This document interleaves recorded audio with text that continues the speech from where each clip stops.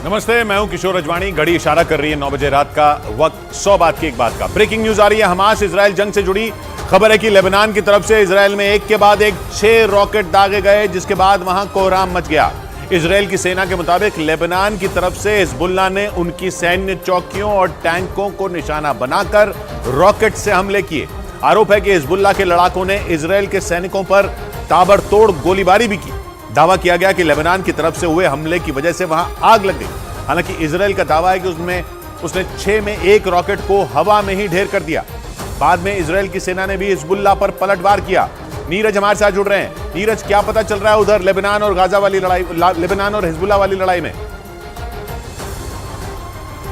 किशोर, बिल्कुल ये टेरेन जो है दक्षिणी इजराइल से बिल्कुल अलग है, जहां गाजा में लड़ाई चल रही है इजराइल की। लेकिन आज हम वहां पहुंचे तो वहां देखने को मिला कि कुछ पोजीशन ऐसे जहां लेबनान ऊपर में स्थित और वहां से फायर करना बहुत आसान है इजराइल में। अभी थोड़ी देर पहले जो रिपोर्ट आई है 6 रॉकेट दागे गए हैं, कुछ को इंटरसेप्ट किया गया और अब तक जो पुष्ट खबर है 1 इंटरसेप्ट करने की खबर है और कुछ रॉकेट्स ओपन एरिया में गिरे हैं। जवाब में उस लोकेशन पे हमला किया गया है इजराइल के डिफेंस फोर्सेस की तरफ से जहां से हिजबुल्लाह ने हमला किया था। लेकिन अब तक अगर 7 अक्टूबर के बाद की बात करें तो कुल 13 हिजबुल्लाह के आतंकियों की मौत हुई है और कुछ इजराइल के जवानों की भी मौत हुई है पूरे झड़प में। उधर गाजा पट्टी में जबरदस्त गोलीबारी के बीच इजराइल की सेना ने लेबनान के कट्टरपंथी संगठन हिजबुल्लाह के लड़ाकों से सीधा मोर्चा लेना शुरू कर दिया है, जिससे इजराइल और हिजबुल्लाह के बीच सीधी लड़ाई के हालात बन गए। क्योंकि इजराइल की वायुसेना ने हिजबुल्लाह के लड़ाकों को दक्षिणी लेबनान में घुसकर मारा और सबूत के तौर पर एयर स्ट्राइक का वीडियो जारी किया, जिसमें पहले एक ठिकाना उड़ा, फिर दूसरा और फिर तीसरा, जिसके बाद यह सिलसिला यूं ही चलता रहा और दक्षिणी लेबनान में हिजबुल्लाह के ठिकाने एक एक कर राख के ढेर में बदलते रहे। यही नहीं, इजराइल ने एक दूसरा वीडियो भी जारी किया जिसमें उसने कुछ लोगों को टारगेट किया और फिर उन पर बम गिरा दिया। वीडियो में जिन लोगों पर बमबारी की गई वो यहां वहां भागते भी दिखे, लेकिन आखिरकार उन्हें इजराइल ने खत्म कर दिया और जानकारी दी कि उसने यह ऑपरेशन दक्षिणी लेबनान के शुशन इलाके में किया, जहां से हिजबुल्लाह के लड़ाकों ने इजराइल की सेना पर गोले दागे थे, जिसका बदला लेने के लिए इजराइल दक्षिणी लेबनान में घुस गया।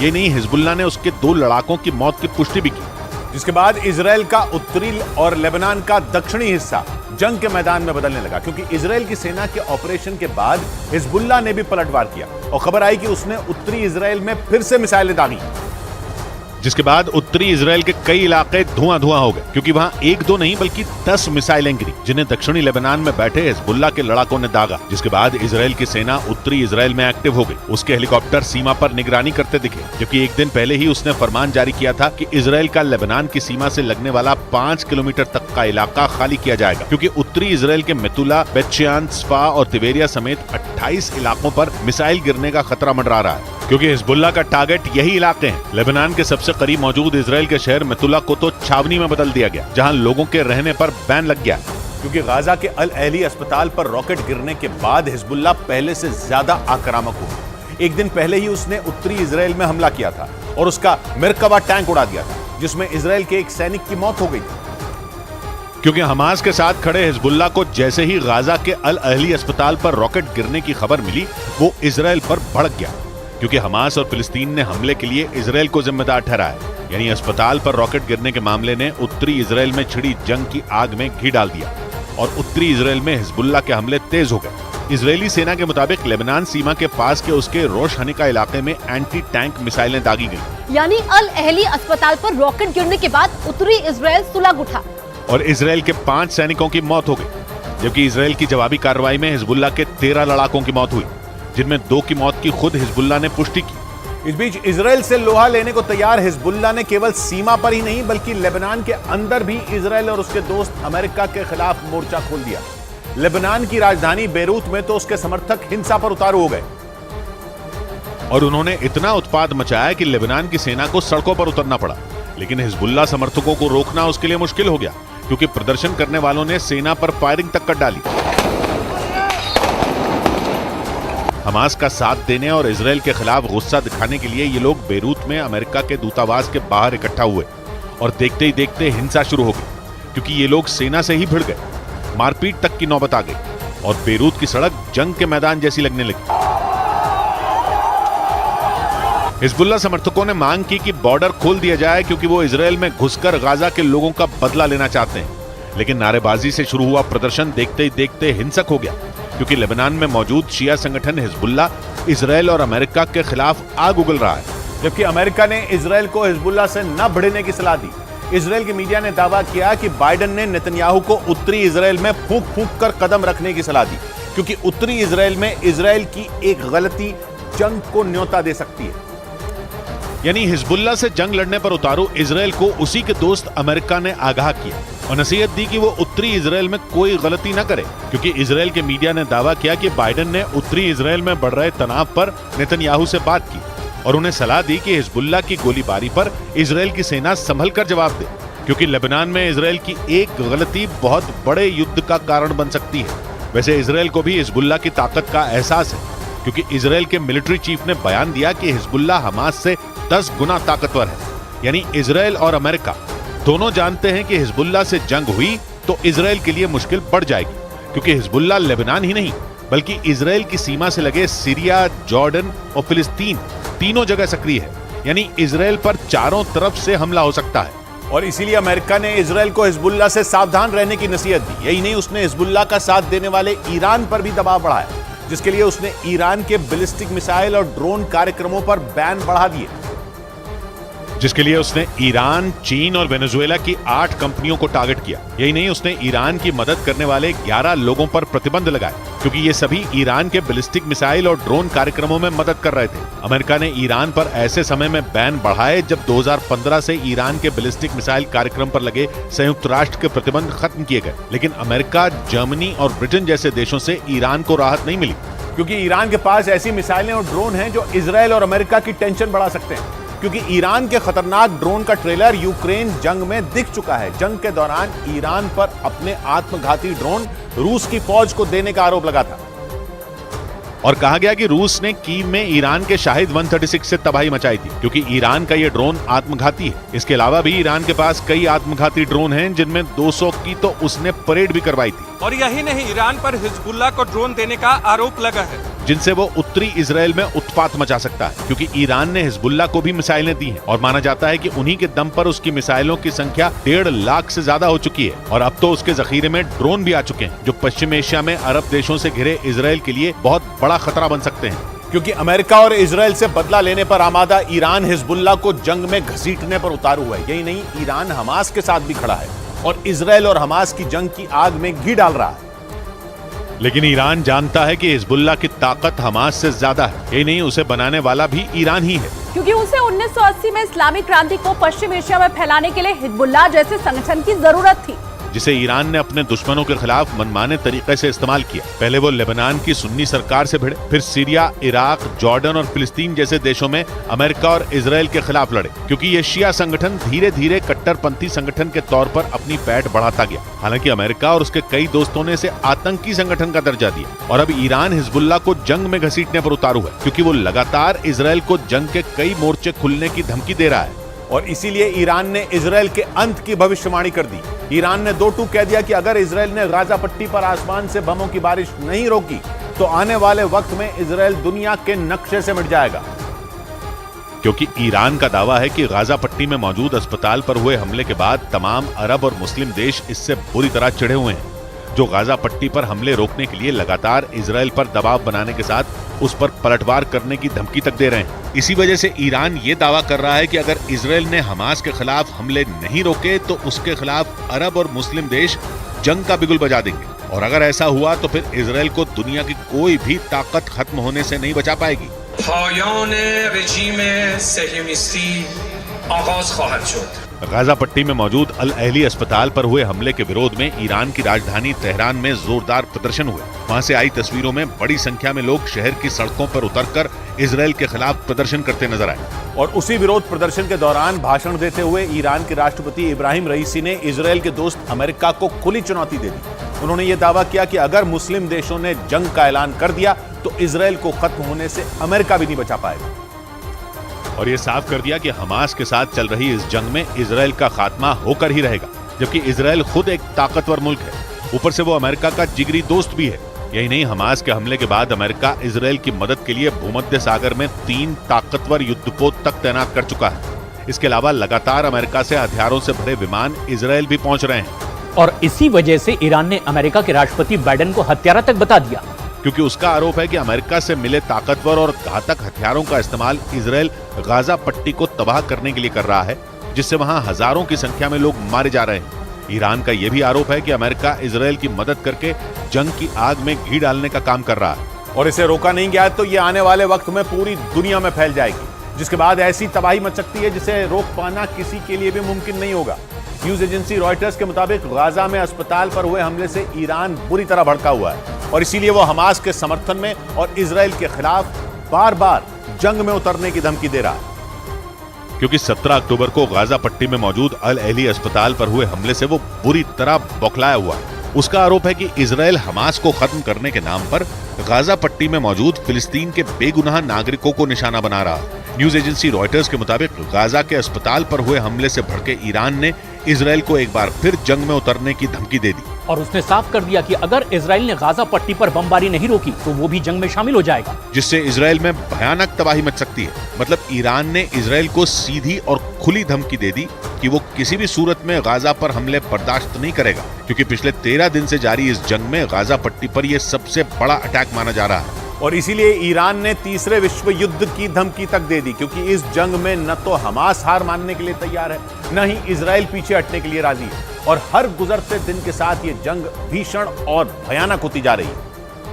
और माना जा रहा है कि अगर इजराइल ने अपना सैन्य अभियान नहीं रोका तो ये जंग तीसरे विश्व युद्ध में बदल सकती है, क्योंकि ब्रिटेन के अखबार डेली मेल की एक रिपोर्ट में यह दावा किया गया कि अगर ईरान जंग में कूदा तो फिर पूरी दुनिया में आग लग जाएगी, या ये कहें कि दुनिया तीसरे विश्व युद्ध की आग में झुलसने लगेगी, क्योंकि ईरान के जंग में उतरने के साथ ही पूरी दुनिया 2 हिस्सों में बढ़ सकती है। और रिपोर्ट के मुताबिक ईरान को रोकने के लिए तमाम पश्चिमी देश अमेरिका के साथ जंग में शामिल हो जाएंगे, जिन्हें टक्कर देने के लिए और ईरान के समर्थन में मुस्लिम और अरब देश भी इजराइल पर टूट पड़ेंगे। और तो और रिपोर्ट में यह भी दावा किया गया कि अमेरिका के कट्टर दुश्मन रूस और चीन भी ईरान का साथ देने के लिए इजराइल के खिलाफ जंग का बिगुल बजा सकते हैं।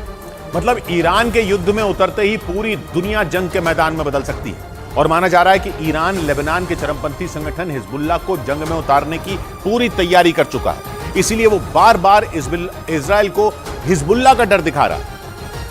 क्योंकि दावा किया जा रहा है कि ईरान का इशारा मिलते ही हिजबुल्लाह इजराइल के खिलाफ जंग में शामिल हो जाएगा। उसका दावा है कि अगर हिजबुल्लाह ने जंग का मोर्चा खोला तो फिर इजराइल में भूकंप आ जाएगा और वहां ऐसी तबाही मचेगी जिसे इजराइल तो क्या अमेरिका भी रोक नहीं पाएगा, क्योंकि हिजबुल्लाह एक ऐसा चरमपंथी संगठन है जिसकी ताकत हमास से कई गुना ज्यादा है। और हिजबुल्लाह का दावा है कि उसके पास किसी देश की तरह अपनी एक सेना और घातक हथियारों का भंडार है। मिसाइलें, रॉकेट, टैंक और बख्तरबंद गाड़ियों के साथ उसके 1 लाख लड़ाके किसी भी देश की सेना से टक्कर लेने की ताकत रखते हैं। इसलिए ईरान इजराइल को हिजबुल्लाह के हमले का डर दिखा रहा है। दावा यह भी किया जा रहा है कि ईरान हिजबुल्लाह को जंग में उतारने की पूरी तैयारी कर चुका है, जो इजराइल के लिए सबसे बड़ा खतरा साबित हो सकता है, क्योंकि हिजबुल्लाह न सिर्फ लेबनान में एक्टिव है बल्कि उसके ठिकाने सीरिया और जॉर्डन में भी मौजूद है।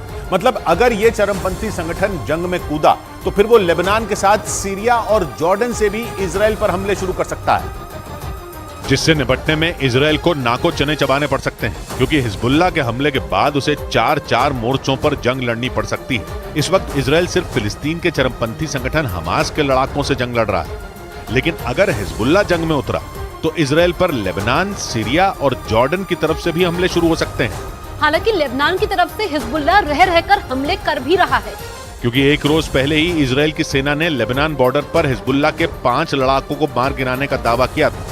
उसका आरोप है कि मारे गए हिजबुल्लाह के लड़ाके सीमा पर लगी बाड़ में विस्फोटक लगाने की कोशिश कर रहे थे, जिसका पता चलता ही क्योंकि इजराइल की खुफिया एजेंसी मोसाद ने दावा किया कि हिजबुल्लाह के लड़ाके इजराइल पर हमास जैसे हमले की बड़ी तैयारी कर रहे हैं, जिसके लिए हिजबुल्लाह ने 5000 लड़ाकों की एक खूंखार पलटन भी तैयार कर ली है। और उन्हें हमले की ठीक वैसी ही ट्रेनिंग दी गई है जैसा हमला 7 अक्टूबर को हमास के लड़ाकों ने इजराइल में किया था।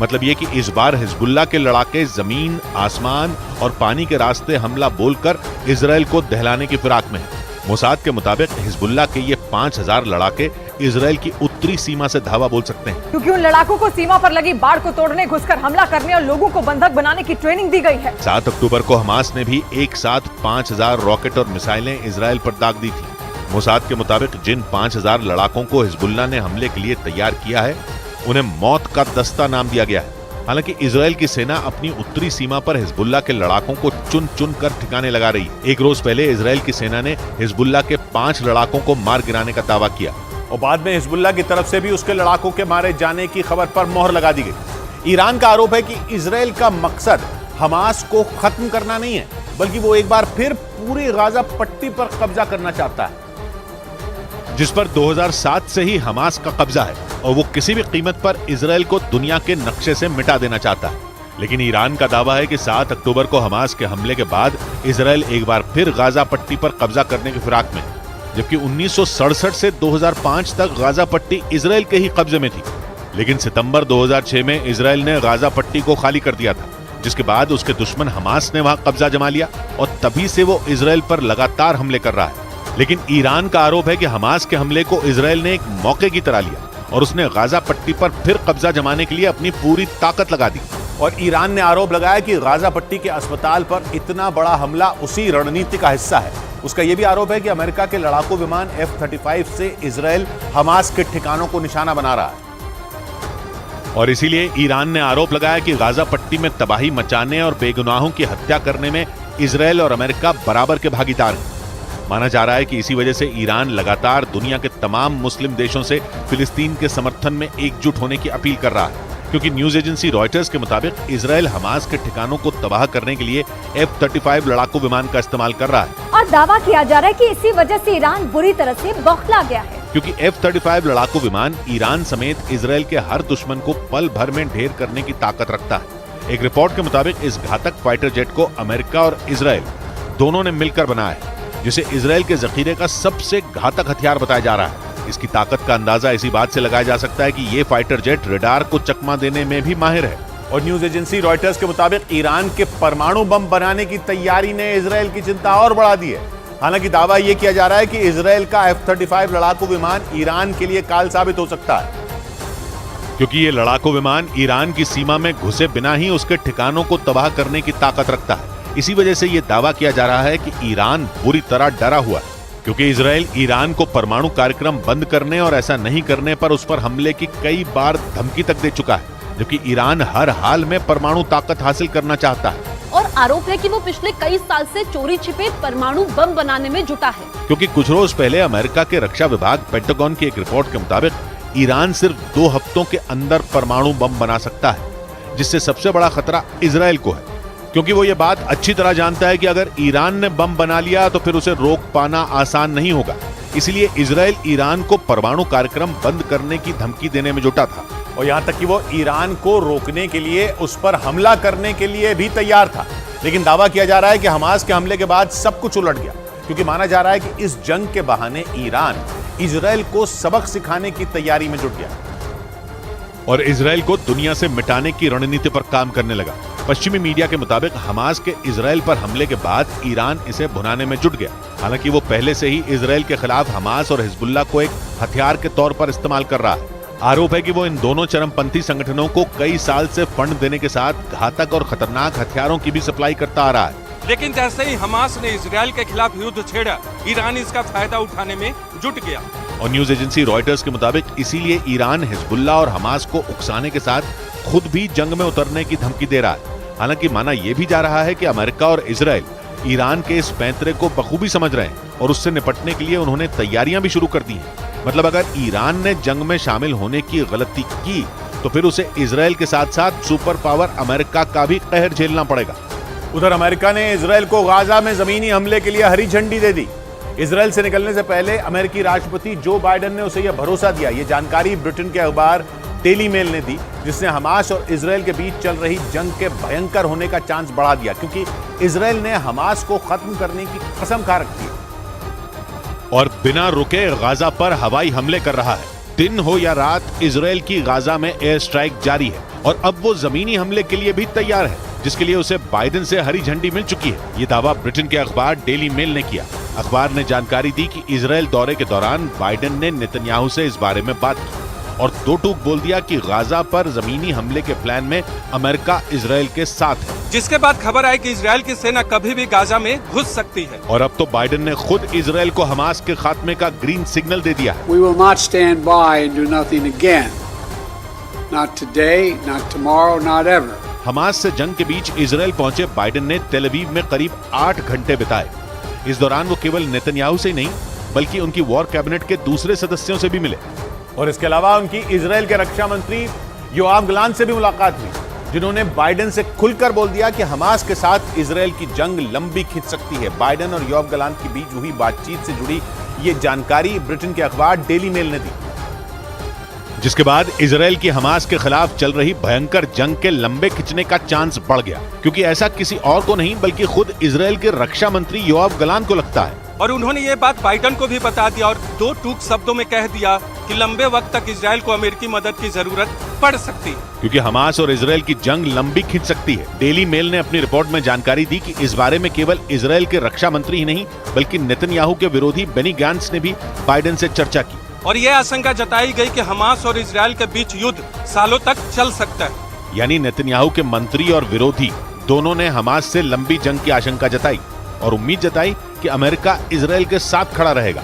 क्योंकि हमास और इजरायल की जंग के पहले दिन से ही अमेरिका इजरायल के साथ खड़ा है। यही नहीं, जैसे ही अमेरिका को हमास के इजरायल में खून खराबा करने की खबर मिली, जिसके बाद वो भूमध्य सागर में सक्रिय हो गया और उसने अपने तीन एयरक्राफ्ट कैरियर भूमध्य सागर में भेज दिए, जिनमें अमेरिका का जेरल्ड फोर्ड एयरक्राफ्ट कैरियर भी शामिल है। जेरल्ड फोर्ड को दुनिया का सबसे बड़ा एयरक्राफ्ट कैरियर माना जाता है और इसकी ऊंचाई 76 मीटर है, यानी एक कुतुब मीनार से भी ऊंचा है, जिसकी क्षमता 1 लाख टन से ज्यादा है और इस पर 70 फाइटर जेट एक साथ ले जाए जा सकते हैं। यानी इजरायल की सुरक्षा के लिए अमेरिका ने अपने ताकतवर हथियार भेज दिए। यही नहीं, पहले अमेरिकी विदेश मंत्री एंटनी ब्लिंकन इजरायल पहुंचे और फिर बाइडेन ने भी इजरायल का दौरा किया। हालांकि अमेरिका ने इजरायल को पहले ही बता दिया था कि वो गाजा में आम लोगों को मारने के खिलाफ है और वो ये नहीं चाहता कि इजरायल गाजा पर कब्जा करे, लेकिन बाइडेन ने हमास के खात्मे के लिए इजरायल का साथ देने का वादा किया था और इजरायल दौरे पर उन्होंने ये बात दोहराई।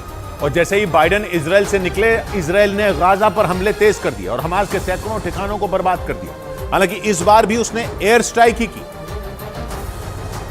और गाजा पट्टी में हमास के सैकड़ों ठिकानों को निशाना बनाया। इजरायल की सेना ने हमले का वीडियो भी जारी किया, जिसमें गाजा पट्टी में बनी इमारतें ऐसे उड़ते दिखी मानो ज्वालामुखी फटा हो। इजरायल की गाजा पर एयर स्ट्राइक की तस्वीरें फिलिस्तीन ने भी जारी की, जिनमें इजरायल के रॉकेट गाजा में गिरते दिखे। एक रॉकेट गिरने के बाद तो ऐसा धमाका हुआ कि कान के पर्दे फट जाएं। इजरायल की सेना ने दावा किया कि जंग के 13वें दिन उसने हमास के सैकड़ों ठिकानों को खत्म कर दिया, जिनमें हमास के सैन्य ठिकाने, सुरंगें और मिसाइल लॉन्च करने वाली जगहें शामिल थी। लेकिन हमास के ठिकानों को बर्बाद करने के चक्कर में इजरायल ने गाजा को खंडहर में बदल दिया। वहां मकान कम और मलबा ज्यादा दिखा, क्योंकि फिलिस्तीन का कहना है कि इजरायल की मिसाइलों से आम लोगों के ठिकाने भी खत्म हो गए। उत्तरी गाजा तो पूरा का पूरा बर्बाद होने की कगार पर पहुंच गया। और अगर इजरायल की सेना गाजा पट्टी में घुस गई तो फिर गाजा में ऐसी बर्बादी हो सकती है जैसी किसी ने सोची भी नहीं होगी, क्योंकि गाजा पट्टी की सीमा पर इजरायल के लाखों सैनिक खड़े हैं, जिनका साथ इजरायल का D9R बुलडोजर देगा, जो इजरायल के लाखों सैनिकों के आगे चलेगा। इजरायल का D9R बुलडोजर 26 फीट लंबा है, जिस पर न तो मिसाइलों और न ही बारूदी सुरंगों का असर पड़ता है, क्योंकि इस बख्तरबंद बुलडोजर पर 15 टन का कवच लगा हुआ है, जो दुश्मन की गोली या मिसाइलों को इजरायल के सैनिकों तक पहुंचने से पहले ही रोक देगा। और अगर कुछ मिसाइलें या गोलियां D9R बुलडोजर को पार कर गईं, तो फिर उनका सामना इजरायल के शक्तिशाली मेरकवा टैंक से होगा, क्योंकि इजरायल के 3 लाख सैनिकों के साथ उसके मेरकवा टैंक भी गाजा में घुसेंगे, जो चलते चलते दुश्मन को उड़ा सकते हैं। मतलब आसमान के बाद गाजा पर जमीन से अटैक हो सकता है, जिसके लिए इजरायल को उसके सबसे पक्के दोस्त अमेरिका का साथ मिल चुका है। हालांकि इजरायल यह हमला कब करेगा ये समय तय नहीं हुआ है, लेकिन इजरायल के तेवर ऐसे हैं कि गाजा में किसी भी समय उसकी सेना घुस जाएगी। और दावा किया जा रहा है कि गाजा में घुसने के लिए इजरायल की सेना पूरी तरह तैयार है। पिछले कई दिनों से जमीनी हमले के इंतजार में खड़ी इजरायल की सेना किसी भी वक्त गाजा में घुस सकती है। और इसके बाद गाजा में हमास के लड़ाकों पर कहर टूट पड़ेगा, क्योंकि पिछले 12 दिन से जारी जंग में अभी तक इजरायल ने गाजा पर सिर्फ हवाई हमले ही किए हैं, लेकिन अब इजरायल की जमीनी सेना भी हमास के खूंखार लड़ाकों का काम तमाम करने पहुंचने वाली है। क्योंकि अमेरिका के राष्ट्रपति जो बाइडेन ने भी इजराइल के गाजा पर जमीनी हमले करने को हरी झंडी दे दी। और गाजा पर हमले के लिए इजराइल की जमीनी सेना पहले से ही बॉर्डर पर तैनात है। इजराइल की सेना को अब सिर्फ नेतन्याहू के आदेश का इंतजार है, जिसके बाद हजारों इजरायली सैनिक गाजा पर जमीनी हमला कर वहां खून की नदियां बहाने को तैयार बैठे। यानी हमास और इजराइल की जंग अभी और भयंकर हो सकती है, जबकि पिछले 12 दिन में ही दोनों तरफ के 2000 से ज्यादा लोगों की मौत हो चुकी है। और जैसे ही नेतन्याहू का आदेश होगा, इजराइल की सेना गाजा पर ताबड़तोड़ जमीनी हमले शुरू कर देगी, क्योंकि पिछले कई दिन से इजराइल की सेना गाजा के करीब ही अपना डेरा जमाए हुए है और वो फिलिस्तीन के इलाके में घुसने के लिए पूरी तरह तैयार है। और वहां से सामने आई तस्वीरों में गाजा पर हमले के लिए इजराइल की जमीनी सेना बेताब दिखाई दी, जो नेतन्याहू के एक आदेश पर गाजा को हमास की कब्रगाह बना सकते हैं, क्योंकि गाजा पर जमीनी हमले की तैयारी इजराइल की सेना कई दिन पहले ही कर चुकी है। सेना पूरे लाव लश्कर के साथ मैदान में डटी हुई, जो कभी भी गाजा में दाखिल हो सकती है, जिसमें करीब 1 लाख सैनिकों के साथ टैंक, बख्तरबंद गाड़ियां और तोपें शामिल। हवाई हमलों से तो इजराइल की सेना पहले ही हमास के कई ठिकानों को तबाह कर उसे बेहाल कर चुकी है, और अब जमीनी सेना भी हमास के लिए कहर बनकर टूट सकती है। लेकिन हमास भी इजराइल के आगे इतनी जल्दी घुटने नहीं टेकेगा, क्योंकि वो पहले ही कह चुका है कि उसके खूंखार लड़ाके इजराइल के हर हमले का जवाब देने के लिए बेचैन है। यानी ईरान के समर्थन के बाद हमास दुगनी ताकत से इजराइल की सेना पर हमला करेगा। और हमास पहले ही चेतावनी दे चुका है कि अगर इजराइल की सेना गाजा में घुसी तो ऐसी जंग छिड़ेगी जो इतिहास में कभी नहीं हुई, जबकि इजराइल भी कसम खा चुका है कि वो हमास को तबाह किए बिना नहीं रुकेगा। इसीलिए उसने गाजा पर जमीनी हमले की तैयारी पूरी कर ली और कई दिन पहले ही इजराइल ने उत्तरी गाजा को खाली करने का फरमान जारी कर दिया था, जिससे इजराइल की सेना जब हमास के लड़ाकों पर कहर बनकर टूटे तो उस हमले में आम नागरिकों की जान को नुकसान न पहुंचे। और गाजा पर इजराइल की तरफ से जमीनी हमला कभी भी हो सकता है, जिसके लिए सीमा के करीब उसकी पूरी फौज जंग के सामान के साथ तैयार खड़ी है। और अब दुनिया को हमास और इजराइल की जंग का वो रूप दिखेगा जिसकी किसी ने भी कल्पना तक नहीं की होगी, क्योंकि इजराइल की सेना अपने लाखों सैनिकों और गोला बारूद के साथ गाजा पर जमीनी हमले की तैयारी में है, तो वहीं हमास ने भी अपने खूंखार लड़ाकों के दम पर इजराइल को सबक सिखाने की ठान ली है।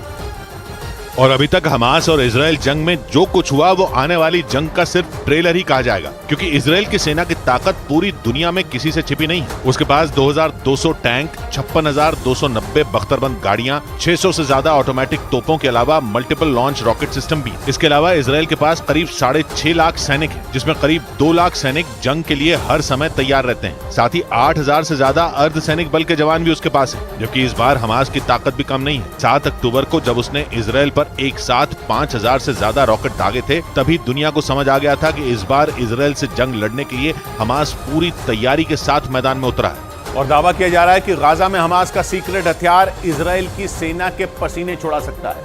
वहां इजराइल की सेना का सामना 500 किलोमीटर में फैली सुरंगों के जाल से होगा, जिसमें छिपे हमास के लड़ाके इजराइल की सेना के लिए बड़ी चुनौती बन सकते हैं। और गाजा की धरती के नीचे बनी सुरंगों की भूल भुलैया से पार पाना इजराइल की सेना के लिए आसान नहीं होगा, क्योंकि हमास के लड़ाकों के लिए वो सुरंगें पनाहगाह हैं, जबकि इजराइल की सेना के खिलाफ वो बड़ा हथियार साबित हो सकती हैं। हमास का दावा है कि उसने गाजा के नीचे 500 किलोमीटर लंबी सुरंगों का जाल बना रखा है और लंबे वक्त से इन सुरंगों का पता लगाने में जुटी इजराइल की सेना नाकाम रही। माना जाता है कि इन सुरंगों में हमास के लड़ाकों का सबसे खुफिया ठिकाना है और उन्होंने वहां अपने रॉकेट और गोला बारूद का जखीरा छिपा कर रखा है। इसीलिए 500 किलोमीटर की इन सुरंगों का जाल इजराइल की सेना के लिए ऐसी भूल भुलैया है जिसमें एक बार फंसने के बाद उसके सैनिकों का हमास के लड़ाकों से बचकर बाहर निकलना बेहद मुश्किल हो सकता है। इसीलिए इजराइल की सेना पूरी रणनीति बनाने के बाद ही गाजा पर हमले की तैयारी में है, क्योंकि हमास की कैद में अब भी इजराइल के 200 से ज्यादा बंधक मौजूद हैं, जिन्हें अभी तक इजराइल की सेना नहीं छुड़ा पाई है। इसीलिए इजराइल की सेना अब गाजा पर जमीनी हमले की तैयारी में है, जिसकी वजह से इजराइल की सेना के सामने उन बंधकों को जिंदा और सही सलामत वापस लाना बड़ी चुनौती होगी, क्योंकि 7 अक्टूबर को हमास ने इजराइल पर हमला कर 200 से ज्यादा लोगों को बंधक बना लिया था, जिन्हें छुड़ाने और हमास को खत्म करने की इजराइल की सेना ने कसम खाई थी। लेकिन 12 दिन की जंग के बाद भी इजराइल की सेना उन बंधकों का पता नहीं लगा पाई, जबकि इजराइल की सेना गाजा पर जमीनी हमला करने की पूरी तैयारी कर चुकी है। ऐसे में अगर हमास के लड़ाकों ने उन बंधकों को नुकसान पहुंचाया या हमले के दौरान उन बंधकों की जान को खतरा हुआ तो नेतन्याहू दुनिया भर में बुरी तरह गिर सकते हैं, क्योंकि उन बंधकों में इजराइल के अलावा भी कई देशों के लोग शामिल हैं। और हमास भी जानता है कि वो बंधक ही इजराइल के खिलाफ जंग में उसकी सबसे बड़ी ताकत और इजराइल के लिए सबसे बड़ी कमजोरी है। इजराइल के मीडिया के मुताबिक हमास ने उन बंधकों को सुरंगों में छुपा रखा है। इससे पहले 2011 में भी हमास ऐसा ही कर चुका है और इस दौरान इजराइल को भारी कीमत चुकानी पड़ी थी।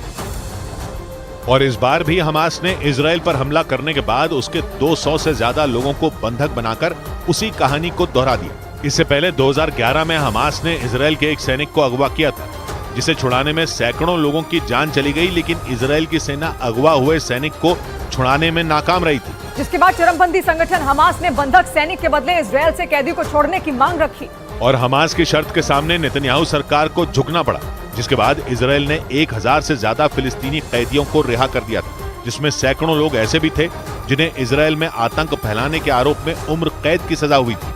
माना जा रहा है कि 2011 की उसी कामयाबी के बाद हमास ने एक बार फिर बंधकों वाला तरीका अपनाया। इस बीच गाजा पर जमीनी हमले के दौरान टैंकों को बचाने के लिए इजराइल की तैयारी सामने आई। जमीनी हमले के लिए गाजा को घेर कर सैकड़ों टैंकों के साथ इजराइल की सेना कई दिन से खड़ी है। और इस बीच इजराइल की सेना के टैंकों की कुछ तस्वीरें सामने आई, जिनके ऊपर जालीदार छतरी जैसा कुछ लगा दिखा। दावा किया गया कि इजराइल की सेना ने गाजा पर जमीनी हमले के दौरान अपने टैंकों को बचाने के लिए ये तैयारी की है। असल में इजराइल के टैंकों के ऊपर लगी इस छतरी को एंटी ड्रोन केज या एंटी ड्रोन ग्रिल कहते हैं। ये टैंक के ऊपर लगी मशीन गन को चलाने वाले जवान को आत्मघाती ड्रोन हमलों से बचाती है। इस पर छोटे मोटे ड्रोन हमलों का असर नहीं होता, क्योंकि टैंक के ऊपर लगी ये ग्रिल उन हमलों को संभाल लेती है, जिसकी वजह से वो जख्मी हो सकते हैं लेकिन उनकी जान नहीं जाती। उधर जंग के बीच इजराइल ने माना कि हमास को पूरी तरह खत्म करने में 6 से 8 महीनों का समय लग सकता है। हालांकि इजराइल लगातार गाजा पर बमबारी कर रहा है और उसके 1 लाख से ज्यादा सैनिक हमले के लिए तैयार बैठे हैं। लेकिन इतने हथियार और सैनिक होने के बावजूद इजराइल हमास को पूरी तरह खत्म नहीं कर पाएगा। सऊदी अरब के न्यूज चैनल अल अरबिया के मुताबिक अमेरिका के सुरक्षा विभाग का मानना है कि अगर इजराइल ने गाजा पर जमीनी कार्रवाई की तो उसे भी बड़ा नुकसान हो सकता है। साथ ही उसे जंग जीतने के लिए 6 से 8 महीने का समय लगेगा। ऐसा इसलिए क्योंकि हमास के लड़ाकों के पास आधुनिक हथियार और मिसाइलें हैं। यही नहीं, हमास के लड़ाके गाजा के चप्पे चप्पे से वाकिफ हैं। ऐसे में अगर इजराइल ने जमीनी हमला किया तो उसे कामयाबी बहुत जल्द नहीं मिलेगी। इससे पहले 2005 में जब इजरायली सैनिक गाजा में घुसे थे, तब हमास के लड़ाकों ने उनकी हत्या कर दी थी। इस बीच दक्षिण कोरिया के दावे के बाद इजराइल ने भी उत्तर कोरिया पर हमास को हथियार देने का आरोप लगा दिया। इजराइल की सेना के मुताबिक हमास के भीषण हमलों में उत्तर कोरिया के हथियारों का इस्तेमाल किया गया था। और हमलों के बाद इजराइल ने जब उन हथियारों की जांच की तो पता चला कि ये हथियार उत्तर कोरिया में ही बने थे, जिसके दम पर हमास ने इतना बड़ा हमला किया। इजराइल की सेना के मुताबिक हमास ने हमलों में F7 रॉकेट का इस्तेमाल किया था। F7 रॉकेट बख्तरबंद गाड़ियों को तबाह करने में सक्षम होते हैं और उन रॉकेटों को उत्तर कोरिया में तैयार किया जाता है। इससे पहले दक्षिण कोरिया ने दावा किया था कि ये हथियार ईरान की मदद से हमास तक पहुंचाए गए थे। इतना ही नहीं, इजराइल ने उत्तर कोरिया पर हमास के समर्थन का भी आरोप लगाया। हालांकि उत्तर कोरिया ने अपने ऊपर लगे इन आरोपों से इनकार किया। और सऊदी अरब के चैनल अल अरबिया के मुताबिक इजराइल के प्रधानमंत्री बेनिमिन नेतन्याहू ने दावा किया कि हमास के हमले के पीछे कुछ मुस्लिम देशों ने बड़ी साजिश रची थी ताकि सऊदी अरब के साथ हुए इजराइल के शांति समझौते को खत्म करवाया जा सके। पिछले महीने ही दोनों देशों ने अमेरिका की पहल पर दुश्मनी भुलाकर शांति समझौता करने का प्रयास किया था।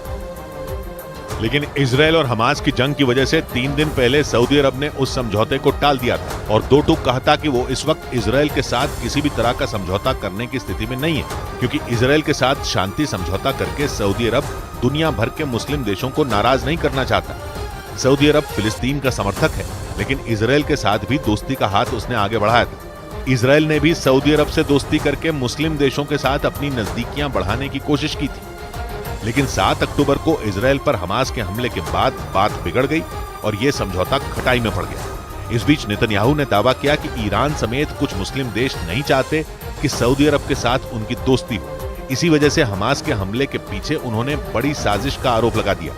उधर भीषण जंग के बीच हमास की नचाबा फोर्स इजराइल की सेना के लिए बड़ी मुसीबत बन गई, क्योंकि उसके खूंखार लड़ाकों ने वहां कत्लेआम मचा दिया, जिन्हें काबू करना इजराइल की सेना के लिए जंग में जीत हासिल करने जैसा होगा। क्योंकि हमास की नचाबा फोर्स इजराइल पर लगातार निशाना बना रही है और लोगों को मौत के घाट उतार रही है। बताया जा रहा है कि जंग में नचाबा फोर्स से निपटना ही इजराइल की सेना के लिए सबसे बड़ी चुनौती बन गई। इजराइल की सेना के मुताबिक वहां 7 अक्टूबर को हुए भीषण हमलों में नचाबा फोर्स का ही हाथ था, जिसने हमले से पहले पूरी प्लानिंग की। और इजराइल पर एक साथ 5,000 से ज्यादा रॉकेट दाग दिए, जिससे पूरा इजराइल थर्रा उठा और हजारों लोगों की जान चली गई। जबकि उन हमलों के जवाब में नचाबा फोर्स का सामना करना वहां की फौज के लिए बड़ा सिरदर्द बन गया। लेकिन हमास की नचाबा फोर्स को मौत की नींद सुलाने के लिए इजराइल की सेना ने भी कमर कस ली। जंग के बीच कुछ दिनों पहले ही इजराइल के सैनिकों ने उसके ठिकानों पर ताबड़तोड़ हमले किए थे और नचाबा फोर्स के खूंखार लड़ाके मोहम्मद अबू शमला को मार गिराया था। इजराइल ने दावा किया कि मोहम्मद अबू शमला के घर को हमास ने अपने हथियार रखने का ठिकाना बनाया हुआ था, जिस पर एक के बाद एक हमले कर इजराइल के सैनिकों ने तबाह कर दिया था। बड़ी बात यह कि उसका घर गाजा पट्टी के रफा इलाके में था, जो गाजा पट्टी का दूसरा सबसे बड़ा शहर है और उसकी दक्षिणी दिशा में है, यानी मिस्र की सीमा के नजदीक है, क्योंकि दक्षिण में गाजा पट्टी की सीमा मिस्र से लगती है। इजराइल की सेना ने जानकारी दी थी कि गाजा पर किए गए हमलों में नचाबा के मुख्यालय को भी निशाना बनाया गया था। लेकिन नचाबा फोर्स के लड़ाकों से निपटना इजराइल के सैनिकों के लिए इतना आसान भी नहीं है, क्योंकि उन्हें खास तौर पर घात लगाकर हमले करने के लिए तैयार किया जाता है, जो किसी भी ठिकाने पर रॉकेट दागने में माहिर होते हैं। और सबसे बड़ी बात यह कि हमास के आका खुद इन लड़ाकों को चुनते हैं, जिसके बाद इन्हें कड़ी ट्रेनिंग दी जाती है। इसके साथ ही उन्हें हथियार और विस्फोटकों को संभालने के लिए खास ट्रेनिंग भी दी जाती है। नचाबा फोर्स के लड़ाकों को सुरंगों के जरिए घुसपैठ करने और एंटी टैंक मिसाइलों से हमलों को अंजाम देने में भी महारत हासिल है। दावा है कि नचाबा फोर्स साल 2014 में गाजा युद्ध में भी शामिल रही थी, जिसने इजराइल की सेना पर कई घातक हमले किए थे, जिसके बाद इजराइल की ओर से ऑपरेशन प्रोटेक्टिव एज चलाया गया था, जिसमें हमास की नचाबा फोर्स के कई लड़ाके मारे गए थे। इस बीच इजराइल की सेना ने हमास के सबसे खूंखार कमांडर मोहम्मद दईफ की फोटो, आवाज और उसकी करतूतों की जानकारी दुनिया के सामने रखी। इजराइल की सेना ने मोहम्मद दईफ को 7 अक्टूबर को हुए हमले का मास्टरमाइंड बताते हुए उसके खात्मे की भविष्यवाणी कर दी और दावा किया कि इजराइल के लोगों को खून के आंसू रुलाने वाले हमले के मास्टरमाइंड को पाताल से भी ढूंढ कर मारेंगे। इजराइल की सेना ने पहली बार आधिकारिक रूप से मोहम्मद दईफ की 4 तस्वीरें और उसकी आवाज को दुनिया के सामने रखा। इजराइल की सेना ने सोशल मीडिया प्लेटफॉर्म एक्स पर एक वीडियो पोस्ट कर दईफ की क्रूरता को बयां किया। इजराइल की सेना के मुताबिक मोहम्मद दईफ ने ही 7 अक्टूबर को इजराइल पर जमीन, आसमान और पानी के रास्ते एक साथ अचानक हमला करने की पूरी प्लानिंग रची थी। और इजराइल के मीडिया के मुताबिक वो इस हमले की तैयारी पिछले 2 महीने से नहीं बल्कि पिछले 2 साल से कर रहा था। लेकिन इजराइल की खुफिया एजेंसी मोसाद और इजराइल की सेना उसकी तैयारियों का पता लगाने में चूक गई थी और यही गलती पूरे इजराइल के लिए बहुत भारी पड़ गई। मोहम्मद दईफ के तैयार किए हुए हमास के लड़ाकों ने इजराइल में घुसकर ऐसा कोहराम मचाया कि पूरी दुनिया दहल गई। लेकिन इजराइल की खुफिया एजेंसी मोसाद और वहां की सेना मोहम्मद दईफ को हल्के में लेने की अपनी बड़ी गलती को सुधारने में जुटी है और इसलिए मोसाद के एजेंट और इजराइल की सेना के जवान दिन रात भूलकर उसे ढूंढने में जुटे हैं, क्योंकि 7 अक्टूबर को हमले के बाद से ही मोहम्मद दईफ गायब है और दुनिया की सबसे खतरनाक खुफिया एजेंसी मोसाद और इजराइल की सेना के रडार से बाहर है। हमास के इस कमांडर के बारे में कई तरह के दावे हैं। सऊदी अरब के न्यूज चैनल अल अरबिया के मुताबिक मोहम्मद दईफ को हमास के ज्यादातर लड़ाकों ने भी नहीं देखा है। हमास के कुछ टॉप कमांडर और नेता ही उससे मिल सकते हैं। अल अरबिया के मुताबिक ज्यादातर वक्त वो गाजा में बनी सुरंगों में छिपा रहता है। मतलब ये कि इजराइल की आंखों में कांटे की तरह चुभने वाले मोहम्मद दईफ को हमास के लड़ाके और फिलिस्तीन के लोगों ने भी कम ही देखा है, इसलिए उसे दबोचने में मोसाद जैसी खुफिया एजेंसी को भी नाको चने चबाने पड़ रहे हैं। लेकिन इजराइल ने उसकी तस्वीरें और ऑडियो टेप जारी करके ये संकेत दे दिए कि जल्द ही मोहम्मद दईफ उनकी गिरफ्त में होगा।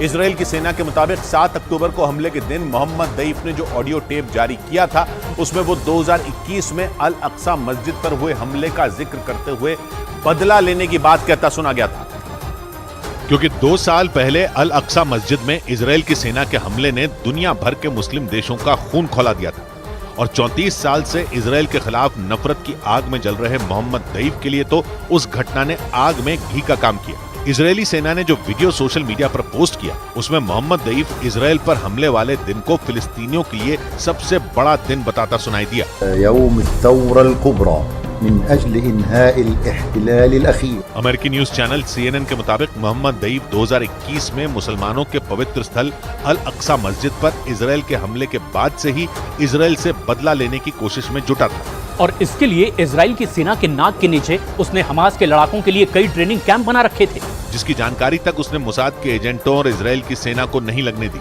हालांकि ये पहली बार नहीं है जब मोहम्मद दईफ ने दुनिया की सबसे खतरनाक खुफिया एजेंसी मोसाद को चकमा दिया। इससे पहले भी 7 बार हमास के इस खूंखार कमांडर को पकड़ने और मारने की कोशिश मोसाद के एजेंटों ने की थी, लेकिन हर बार नाकामी ही हाथ लगी।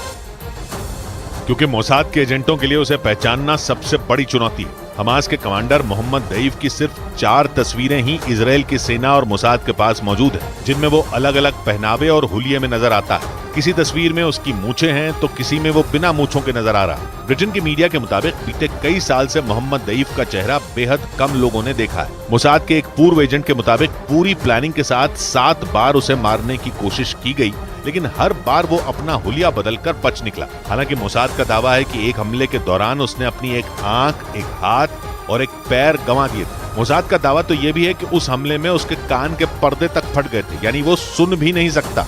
लेकिन इसके बाद भी वो इजराइल की नाक में दम किए हुए, इजराइल के को नक्शे से मिटाने की कसम खा चुका मोहम्मद दईफ हमास के लड़ाकों के लिए किसी हीरो की तरह।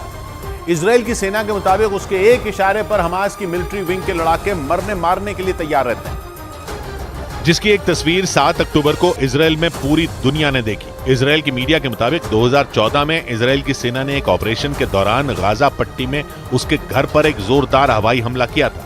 उस हमले में उसकी बेटी और पत्नी के साथ परिवार के कुछ और सदस्यों की मौत हो गई थी। इजराइल का दावा है कि उसी हमले में मोहम्मद दईफ बुरी तरह घायल हो गया था, लेकिन उसकी जान बच गई थी। बाद में वो इजराइल की खुफिया एजेंसी मोसाद और वहां की सेना से बचते हुए गाजा की सुरंगों में छिप गया और वहीं से छिपकर इजराइल में कोहराम मचाने की साजिशें रचने लगा। कहा जाता है कि बेटी और पत्नी की मौत के बाद मोहम्मद दईफ और ज्यादा खूंखार हो गया।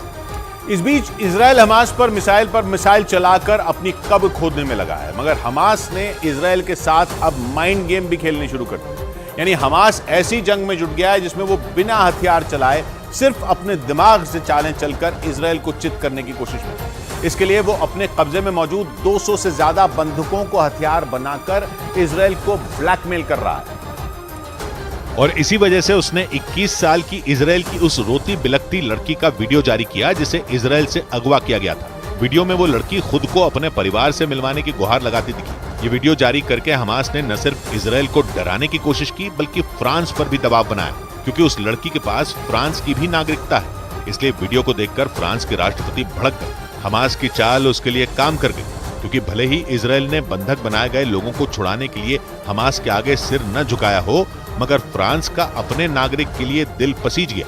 असल में हमास के लड़ाके अपने साथ इजराइल से लोगों को उठाकर गाजा लेकर ही इसलिए गए थे ताकि उनके बदले में इजराइल की जेलों में कैद फिलिस्तीनियों को रिहा करवा सकें। मगर हमास की प्लानिंग के हिसाब से कुछ हुआ नहीं, क्योंकि इजराइल ने बंदूकों को रिहा करवाने के लिए बातचीत की टेबल पर आना तो दूर, हमास के खिलाफ जंग छेड़ने का ऐलान कर पूरी की पूरी गाजा पट्टी का बिजली पानी बंद कर दिया और दो टूक कह दिया कि जब तक हमास सारे के सारे बंधकों को रिहा नहीं करेगा तब तक उसका हुक्का पानी बंद रहेगा। यानी इजराइल ने बिना किसी शर्त के हमास को लोगों को छोड़ने के लिए ललकार दिया। जंग के एक हफ्ते बाद भी जब इजराइल के तेवर ढीले नहीं पड़े तो हमास ने प्रोपेगेंडा फैलाना शुरू कर दिया। उसने बंधक बनाए गए लोगों के सोशल मीडिया अकाउंटों का इस्तेमाल चालू कर दिया और उन पर 7 अक्टूबर वाले हमलों के वीडियो की लाइव स्ट्रीमिंग कर दी। खबर यह तक है कि हमास अपने लिए सहानुभूति बटोरने की कोशिश में है, क्योंकि वीडियो में उसके लड़ाके उस इजरायली लड़की की मरहम पट्टी करते दिखे। मतलब जिस हमास को इजराइल नाज़ी बताकर उसके खात्मे के लिए पूरी दुनिया से एक साथ आने की अपील कर रहा है, उस हमास ने उसके बिल्कुल उलट अपनी मानवीय इमेज बनाने का प्रोपेगेंडा शुरू कर दिया। क्योंकि हमास को समझ आ गया कि भले ही इजराइल बंधकों को छुड़वाने के लिए आगे ना आए, मगर दूसरे देश हमास के आगे झुकने को तैयार हो सकते हैं। हमास ने जिन 203 लोगों को बंधक बनाया हुआ है उनमें सिर्फ इजराइल के ही लोग नहीं हैं, बल्कि दूसरे देशों के भी नागरिक हैं। उसमें अमेरिकी भी हैं, फ्रांस के नागरिक भी हैं और ब्रिटेन जैसे देशों के भी लोग हैं। और 200 से ज्यादा वो लोग सिर्फ जवान ही नहीं हैं, बल्कि उनमें 3 साल की एक बच्ची से लेकर 84 साल की एक बुजुर्ग तक शामिल हैं। उधर अमेरिकी राष्ट्रपति बाइडेन के इजराइल से निकलते ही मौके की तलाश में बैठे हमास ने फिर से इजराइल पर धावा बोल दिया और गाजा की तरफ से इजराइल पर धड़ाधड़ रॉकेट चलने शुरू हो गए। इजराइल के तेल अवीव शहर को हमास ने अपना पहला निशाना बनाया, क्योंकि जब तक बाइडेन तेल अवीव में मौजूद रहे तब तक हमास किसी तरह शांत रहा, मगर जैसे ही बाइडेन वहां से रवाना हुए हमास ने शहर पर रॉकेटों की बौछार कर दी। जहां से सामने आई तस्वीरों में रात को हवाई हमलों की चीख चीख कर चेतावनी देते सायरन लोगों को भुतहा आवाज की तरह डराते सुनाई दिए। सायरनों की आवाज के बीच आसमान में तेजी से चमकता हमास का एक रॉकेट अपने निशाने की तलाश में उड़ता नजर आया, मगर इजराइल के iron dome missile defence system ने उसे मार गिराया। तेल अवीव शहर युद्ध के पहले दिन से ही हमास का टारगेट बना हुआ है, मगर एक दिन पहले जैसे ही तेल अवीव में बाइडेन के कदम पड़े, हमास अचानक खामोश हो गया, क्योंकि अगर बाइडेन पर जरा सी भी आंच आती तो अमेरिका हमास को हलाल कर देता। इसलिए बाइडेन के तेल अवीव शहर में मौजूद रहने तक हमास ने चूं तक नहीं की, मगर उसके बाद उसने दोबारा तेल अवीव में आतंक मचाना शुरू कर दिया, क्योंकि तेल अवीव इजराइल का एक बेहद अहम शहर है जो इजराइल की अर्थव्यवस्था की रीढ़ की हड्डी है। गाजा शहर से तेल अवीव करीब 70 किलोमीटर दूर है। इजराइल भले ही यरूशलेम के लिए फिलिस्तीन और मुस्लिम देशों से लड़ रहा हो, लेकिन तेल अवीव शहर उसकी लाइफलाइन है। वो आर्थिक और सांस्कृतिक तौर पर इजराइल की जान है। इजराइल का मुख्य अंतर्राष्ट्रीय एयरपोर्ट तेल अवीव में है। वहीं पर तेल अवीव स्टॉक एक्सचेंज भी है, बड़ी बड़ी कंपनियां हैं और पर्यटन से भी तेल अवीव इजराइल को खूब कमा कर देता है। इसलिए तेल अवीव को ढहाने का मतलब है इजराइल को घुटनों पर लाना। यही वजह है कि 1948 में इजराइल के बनने के बाद जब पहली बार उसकी अरब देशों से जंग छिड़ी थी, तेल अवीव तब भी निशाने पर था और अब भी निशाने पर है। इस बीच हमास की बेरहमी के सबूत पेश करता एक ऐसा सीसीटीवी वीडियो सामने आया जिसने पूरी दुनिया की सांसें अटका दी। ये वीडियो 7 अक्टूबर का बताया गया, यानी उस दिन का जब हमास के लड़ाकों ने इजराइल पर धावा बोला था और सुबह सुबह उन्होंने दक्षिणी इजराइल के स्तेरोद शहर में कत्लेआम मचा दिया था। और उस खौफनाक दिन के अब सामने आए उस वीडियो में भी हमास की हैवानियत साफ नजर आई। तस्वीरों में हमास के हथियारबंद लड़ाकों का हुजूम स्तेरोद की सड़कों पर मौत बनकर मंडराता दिखा। एक काली कार सामने से गुजरती दिखी तो हमास के लड़ाकों ने उस पर गोलियां चला दी। डर के मारे उसमें सवार लोग अपनी जान बचाने के लिए कार से निकलकर भागते नजर आए। वहीं एक चौराहे पर एक सिल्वर रंग की कार हमास के लड़ाकों से बचकर भागी तो हमास ने अपनी गाड़ी उसके पीछे दौड़ा दी। स्तेरोद शहर गाजा पट्टी और इजराइल के बॉर्डर के काफी नजदीक है। गाजा शहर से उसकी दूरी महज 12 किलोमीटर ही है। इसलिए 7 अक्टूबर को हमास के लड़ाके इजराइल की सीमा पर लगी बाड़ को तोड़ते हुए स्तेरोद में दाखिल हुए थे। एक दूसरी तस्वीर में हमास का एक लड़ाका एक कार के ड्राइवर को मौत के घाट उतारने के बाद उसके शव को बाहर निकालने की कोशिश करता दिखा। इस दौरान गाड़ी का एक्सेलरेटर दब गया और वो शव गाड़ी के साथ घिसटता हुआ चला गया। और गाजा बॉर्डर के पास किबुत्ज बेरी भी ऐसे ही इलाकों में जहां हमास के लड़ाकों ने 7 अक्टूबर को कत्लेआम मचाया था। किबुत्ज बेरी में हमास के लड़ाकों ने करीब 100 लोगों की हत्या कर दी। न्यूज़ 18 की टीम जब उन जगहों पर पहुंची जहां 7 अक्टूबर को हमास के लड़ाकों ने हैवानियत की हद पार कर दी और वहां ऐसा तांडव मचाया था कि दुनिया दहल गई थी। इस इलाके में हमास के करीब 70 लड़ाके घातक हथियारों के साथ घुस गए थे और वहां ऐसा कत्लेआम मचाया था कि लोगों के खून के छींटे जमीन ही नहीं दीवारों पर भी दिखाई दिए। इजराइल के इस इलाके में हमास के लड़ाकों ने ताबड़तोड़ बमबारी कर कई घरों को पूरी तरह तबाह कर दिया था और वहां मौजूद करीब 100 लोगों को मौत के घाट उतार दिया था। गांव में कोई एक ऐसा इलाका नहीं जहां लोग रहते थे और वहां आतंकी न पहुंचे हो और लोगों को निशाना न बनाया हो। बाद में गाजा बॉर्डर के पास किबुत्ज बेरी में जब इजराइल की सेना पहुंची तो हमास के लड़ाके अपने साथ लाए घातक हथियार छोड़कर भाग गए थे। उन हथियारों को देखकर अंदाजा लगाया जा सकता है कि हमास के लड़ाके कितनी तैयारी के साथ उस इलाके में घुसे थे। हालांकि इजराइल की सेना ने हमले के बाद पूरे इलाके को खाली करा लिया था। उधर वेस्ट बैंक के रमल्ला शहर में फिलिस्तीनियों और इजराइल की सेना के बीच झड़प जारी है। बीते कई दिन से इजराइल गाजा में लगातार हमले कर रहा है, जिसके विरोध में वहां लोगों ने मोर्चा खोल दिया और हजारों की संख्या में लोग सड़कों पर उतर आए, जिन्होंने फिलिस्तीन का झंडा लेकर उसके समर्थन में प्रदर्शन किया और फिलिस्तीन को इजराइल के कब्जे से आजाद करने के लिए नारेबाजी की। इसके साथ ही प्रदर्शनकारियों ने गाजा में इजराइल की सेना के हमलों को रोकने की मांग की। इस दौरान वहां लोग सड़कों पर आगजनी भी करते दिखाई दिए, लेकिन इस बीच वहां सीमा पर तैनात इजराइल के सैनिकों से उनकी झड़प हो गई, क्योंकि कुछ प्रदर्शनकारी इजराइल के सैनिकों पर पथराव करते नजर आए, जिसके जवाब में इजराइल के सैनिकों ने भी कार्रवाई कर दी। पश्चिम एशिया के देश कतर के टीवी चैनल अल जजीरा के मुताबिक इजराइल की सेना ने वेस्ट बैंक के कई इलाकों में ताबड़तोड़ फायरिंग की। क्योंकि वेस्ट बैंक पर भले ही इजराइल का कब्जा हो, लेकिन वहां ज्यादातर शरणार्थी कैंप हैं जिनमें फिलिस्तीन के नागरिक रहते हैं, जो किसी भी कीमत पर वहां इजराइल का कब्जा नहीं चाहते। और यही वजह रही कि फिलिस्तीन के लोग इजराइल की सेना के खिलाफ खुलकर विरोध जताते आए हैं। वेस्ट बैंक को लेकर इजराइल और फिलिस्तीन के बीच का ये विवाद लंबे वक्त से चल रहा है। साल 1967 के युद्ध में इजराइल की सेना ने इस पर कब्जा कर लिया था, जबकि फिलिस्तीन वेस्ट बैंक को अपना हिस्सा मानता है। दावा है कि वेस्ट बैंक में चरमपंथी संगठन हमास के लड़ाकों का दबदबा है, जो इजराइल की सेना के लिए तनाव की वजह बने हुए हैं। हमास से छिड़ी जंग से पहले भी वेस्ट बैंक के इन इलाकों में कई बार हमास के लड़ाकों और इजराइल के सैनिकों के बीच झड़प होती रही है। इस बीच इजराइल ने दावा किया कि उसने वेस्ट बैंक के नूर अल शम्स शरणार्थी शिविर में बने हमास के लड़ाकों के एक ठिकाने को तबाह कर दिया। इजराइल की सुरक्षा एजेंसी शिन बेट के इस हमले का एक वीडियो भी सामने आया, जिसमें शरणार्थी शिविर में बना हमास का ठिकाना धमाके से उड़ता दिखाई दिया। इजराइल की सुरक्षा एजेंसी के ऑपरेशन के इस वीडियो में 2 लोग एक गली में एक तरफ जाते दिखाई दिए। इसके कुछ मिनटों बाद ही वहां एक आदमी मोर्चा लिए दिखाई दिया। ऐसा लगा मानो वो सामने से चल रही गोलियों का जवाब दे रहा है। तभी अचानक वो सामने की तरफ कुछ फेंकता हुआ दिखाई दिया, जिसके तुरंत बाद वहां एक जोरदार धमाका हुआ। इसके बाद जो हुआ, ब्रेक के बाद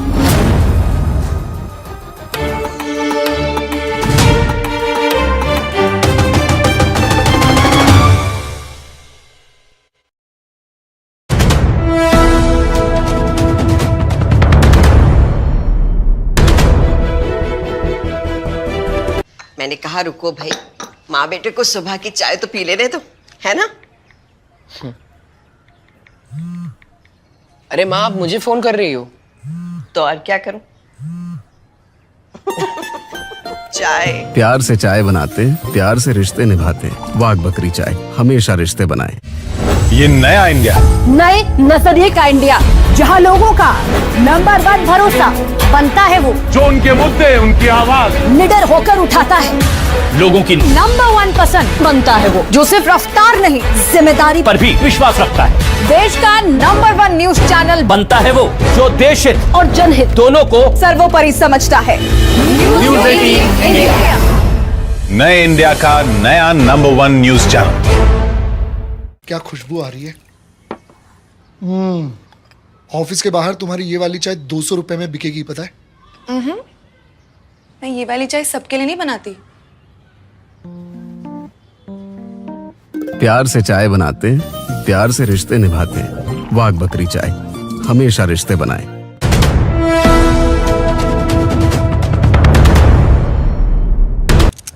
new fan, you know it's very powerful. चारों ओर हवा पहुंचाएगा।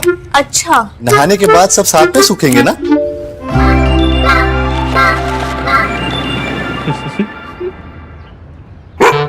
Finolex Boomerang Ceiling Fans with stylish new age designer blades. No stress, Finolex. Gaza पट्टी में जबरदस्त गोलीबारी के बीच इजराइल की सेना ने लेबनान के कट्टरपंथी संगठन हिजबुल्लाह के लड़ाकों से सीधा मोर्चा लेना शुरू कर दिया है, जिससे इजराइल और हिजबुल्लाह के बीच सीधी लड़ाई के हालात बन गए।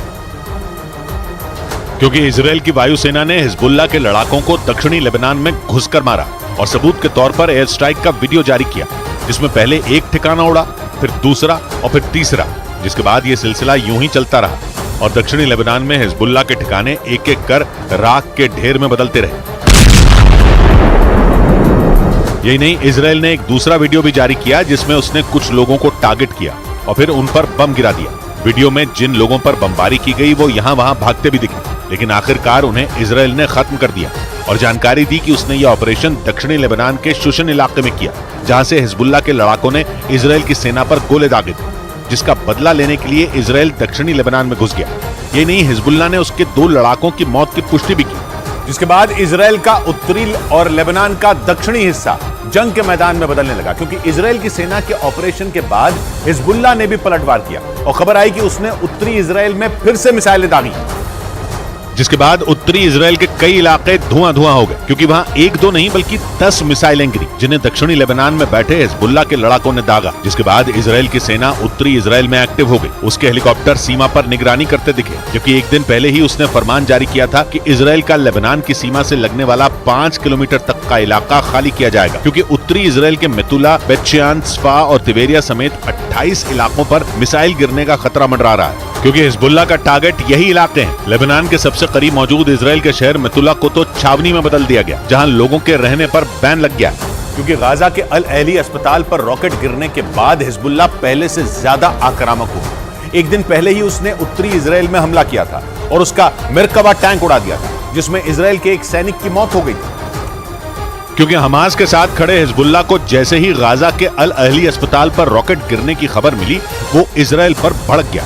क्योंकि हमास और फिलिस्तीन ने हमले के लिए इजराइल को जिम्मेदार ठहराया, यानी अस्पताल पर रॉकेट गिरने के मामले ने उत्तरी इजराइल में छिड़ी जंग की आग में घी डाल दिया और उत्तरी इजराइल में हिजबुल्लाह के हमले तेज हो गए। इजरायली सेना के मुताबिक लेबनान सीमा के पास के उसके रोश हनिका इलाके में एंटी टैंक मिसाइलें दागी गई, यानी अल अहली अस्पताल पर रॉकेट गिरने के बाद उत्तरी इजराइल सुलग उठा और इजराइल के 5 सैनिकों की मौत हो गई, जबकि इजराइल की जवाबी कार्रवाई में हिजबुल्लाह के 13 लड़ाकों की मौत हुई, जिनमें 2 की मौत की खुद हिजबुल्लाह ने पुष्टि की। इस बीच इजराइल से लोहा लेने को तैयार हिजबुल्लाह ने केवल सीमा पर ही नहीं बल्कि लेबनान के अंदर भी इजराइल और उसके दोस्त अमेरिका के खिलाफ मोर्चा खोल दिया।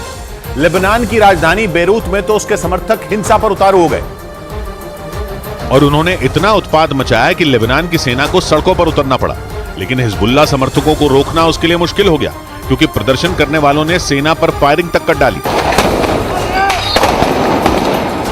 हमास का साथ देने और इजराइल के खिलाफ गुस्सा दिखाने के लिए ये लोग बेरूत में अमेरिका के दूतावास के बाहर इकट्ठा हुए और देखते ही देखते हिंसा शुरू हो गई, क्योंकि ये लोग सेना से ही भिड़ गए। मारपीट तक की नौबत आ गई और बेरूत की सड़क जंग के मैदान जैसी लगने लगी। हिजबुल्लाह समर्थकों ने मांग की कि बॉर्डर खोल दिया जाए, क्योंकि वो इजराइल में घुसकर गाजा के लोगों का बदला लेना चाहते हैं। लेकिन नारेबाजी से शुरू हुआ प्रदर्शन देखते ही देखते हिंसक हो गया, क्योंकि लेबनान में मौजूद शिया संगठन हिजबुल्लाह इजराइल और अमेरिका के खिलाफ आग उगल रहा है, जबकि अमेरिका ने इजराइल को हिजबुल्लाह से न भिड़ने की सलाह दी। इजराइल की मीडिया ने दावा किया कि बाइडेन ने नेतन्याहू को उत्तरी इजराइल में फूंक फूंक कर कदम रखने की सलाह दी, क्योंकि उत्तरी इजराइल में इजराइल की एक गलती जंग को न्योता दे सकती है।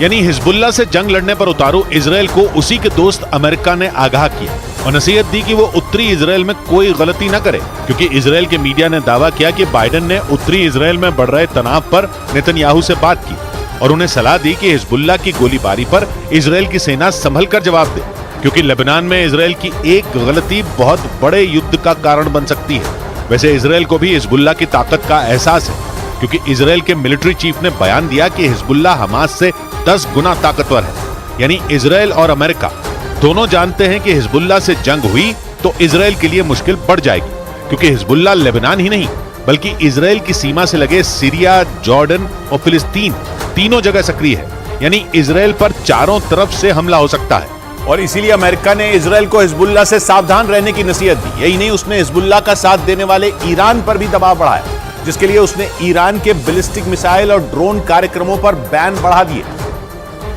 जिसके लिए उसने ईरान, चीन और वेनेजुएला की 8 कंपनियों को टारगेट किया। यही नहीं, उसने ईरान की मदद करने वाले 11 लोगों पर प्रतिबंध लगाए, क्योंकि ये सभी ईरान के बैलिस्टिक मिसाइल और ड्रोन कार्यक्रमों में मदद कर रहे थे। अमेरिका ने ईरान पर ऐसे समय में बैन बढ़ाए जब 2015 से ईरान के बैलिस्टिक मिसाइल कार्यक्रम पर लगे संयुक्त राष्ट्र के प्रतिबंध खत्म किए गए। लेकिन अमेरिका, जर्मनी और ब्रिटेन जैसे देशों से ईरान को राहत नहीं मिली, क्योंकि ईरान के पास ऐसी मिसाइलें और ड्रोन हैं जो इजराइल और अमेरिका की टेंशन बढ़ा सकते हैं। क्योंकि ईरान के खतरनाक ड्रोन का ट्रेलर यूक्रेन जंग में दिख चुका है। जंग के दौरान ईरान पर अपने आत्मघाती ड्रोन रूस की फौज को देने का आरोप लगा था और कहा गया कि रूस ने कीव में ईरान के शाहिद 136 से तबाही मचाई थी, क्योंकि ईरान का यह ड्रोन आत्मघाती है। इसके अलावा भी ईरान के पास कई आत्मघाती ड्रोन हैं, जिनमें 200 की तो उसने परेड भी करवाई थी। और यही नहीं, ईरान पर हिजबुल्लाह को ड्रोन देने का आरोप लगा है, जिनसे वो उत्तरी इजराइल में उत्पात मचा सकता है, क्योंकि ईरान ने हिजबुल्लाह को भी मिसाइलें दी हैं और माना जाता है कि उन्हीं के दम पर उसकी मिसाइलों की संख्या 1.5 लाख से ज्यादा हो चुकी है। और अब तो उसके जखीरे में ड्रोन भी आ चुके हैं, जो पश्चिम एशिया में अरब देशों से घिरे इजराइल के लिए बहुत बड़ा खतरा बन सकते हैं। क्योंकि अमेरिका और इजराइल से बदला लेने पर आमादा ईरान हिजबुल्लाह को जंग में घसीटने पर उतारू हुआ है। यही नहीं, ईरान हमास के साथ भी खड़ा है और इजराइल और हमास की जंग की आग में घी डाल रहा है। लेकिन ईरान जानता है कि हिजबुल्लाह की ताकत हमास से ज्यादा है। यही नहीं, उसे बनाने वाला भी ईरान ही है, क्योंकि उसे 1980 में इस्लामिक क्रांति को पश्चिम एशिया में फैलाने के लिए हिजबुल्लाह जैसे संगठन की जरूरत थी, जिसे ईरान ने अपने दुश्मनों के खिलाफ मनमाने तरीके से इस्तेमाल किया। पहले वो लेबनान की सुन्नी सरकार से भिड़े, फिर सीरिया, इराक, जॉर्डन और फिलिस्तीन जैसे देशों में अमेरिका और इजराइल के खिलाफ लड़े, क्योंकि ये शिया संगठन धीरे धीरे कट्टरपंथी संगठन के तौर पर अपनी पैठ बढ़ाता गया। हालांकि अमेरिका और उसके कई